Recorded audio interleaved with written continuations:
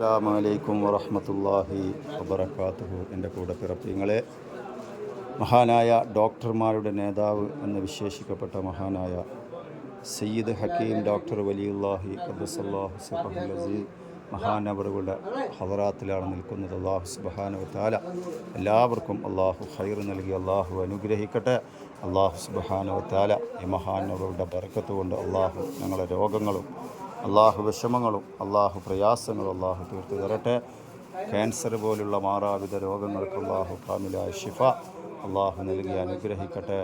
അള്ളാഹു സുബ്ഹാനഹു വതആല ഈ മഹാനവറുടെ ബർക്കത്ത് കൊണ്ട് അള്ളാഹു എല്ലാവിധ രോഗങ്ങളും പ്രയാസങ്ങളും ബുദ്ധിമുട്ടുകളും അള്ളാഹു മാറ്റിത്തരട്ടെ.